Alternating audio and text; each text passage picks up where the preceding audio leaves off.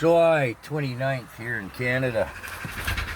If somebody could forward this to Ottawa for me, I'd appreciate it, because I'm addressing our Prime Minister Justin Trudeau, Vice Prime Minister and Minister of Finance. What's her name? The journalist? Oh yeah, Freeland. And Greasy Stephen Galault, our Minister of Environment and Climate Crisis.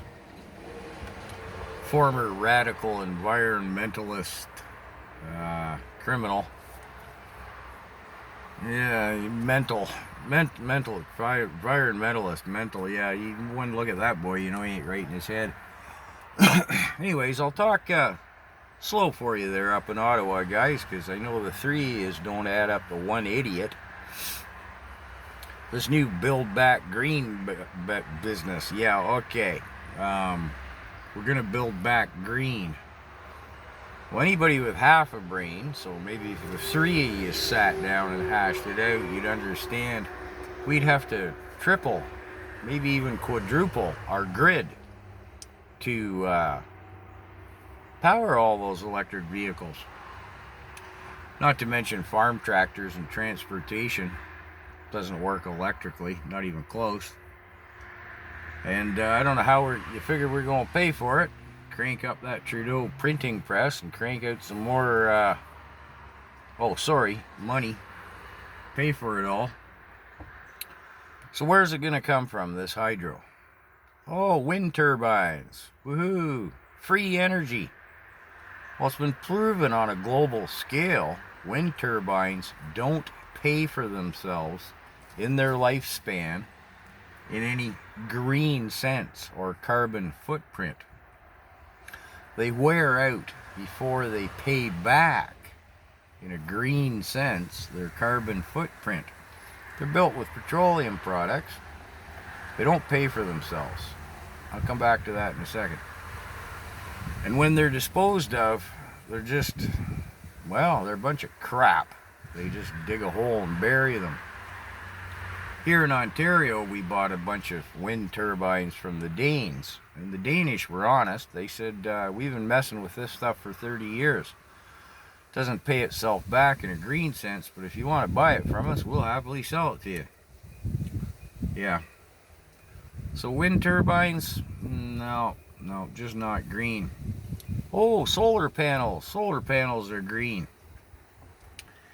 Well, they're not going to work 6 months of the year here in Canada covered in snow, but that aside, they're not green. They're not green the day they get boxed up in China beside the coal plant where they make them. They're not green right then and there. Their life expectancy's less than a wind turbine. When they're done, still haven't paid for themselves, they're toxic waste. Maybe China will take them back. What do you think? Nah, I don't think so. So what are we going to do with them things? Not going too fast for you up there in Ottawa, am I? Okay. So let's go to the electric vehicles. The batteries. Toxic waste. Don't pay for themselves in their lifespan in a green sense. Anybody with half a brain knows this. Three puddle there together and listen up. No, they don't work that way. And they're the toxicist of toxic waste when they're done. Maybe China will take them back too, eh? What do you think? You think we're going to recycle them? No, it's not conceivable economically, and if it's not economical, we don't recycle. That's just a reality there, boys. Oh, and Freeland, better put you in there. Won't say ladies and gentlemen, boys and girls. Yeah, so. Now, how's it work for the consumer? The poor schmuck who bought your green initiative, Build Back Better Green bunk, he buys the car. Well, half of the electricity, wherever it came from, is lost in transmission. You ever listen to them hydro corridors hum on a wet day? half of it's lost. What's generated at the Bruce Nuclear Station is lost in half of it's lost in transmission to the GTA, Greater Toronto Area. Sound green? Well, you gotta figure it's halfway not right about then and there, don't you?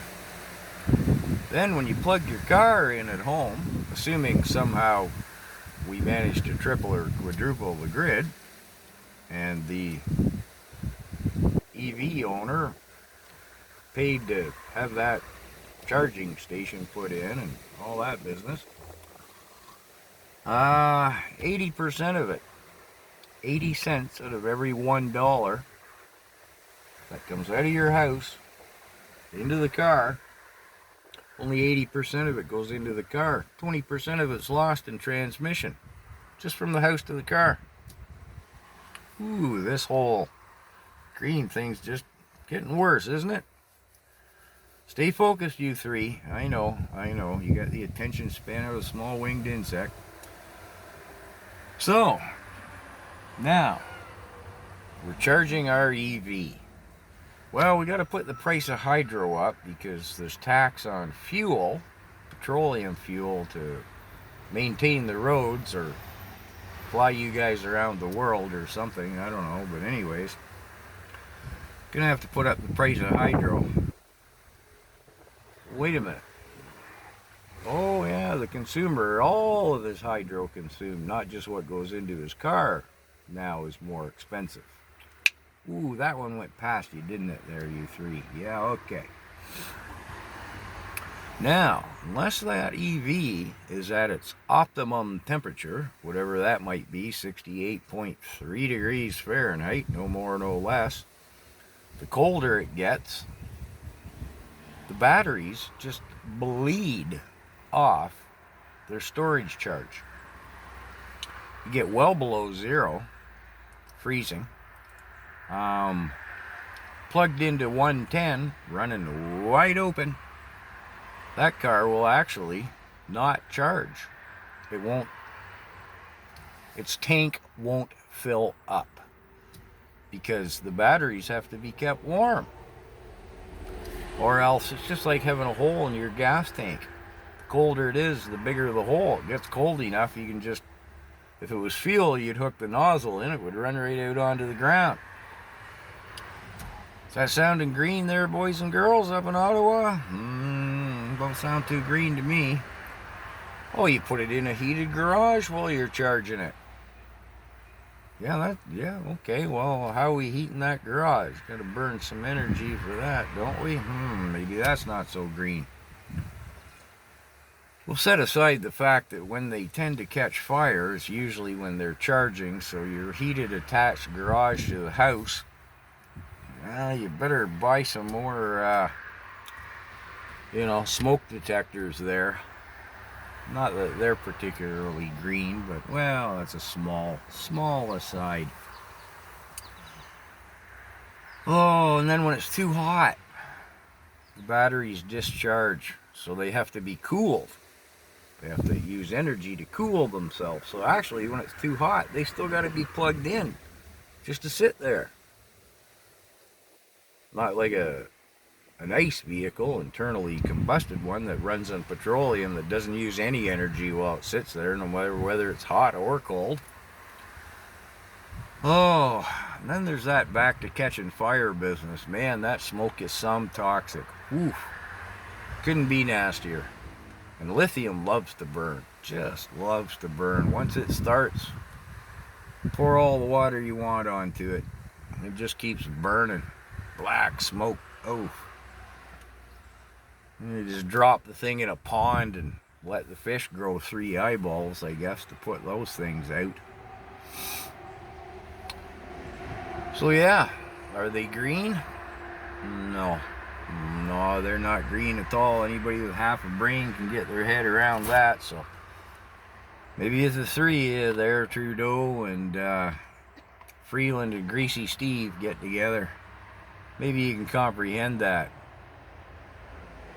Oh, but wait, Daddy Klaus Schwab wants this agenda because the WEF and all the globalists make money.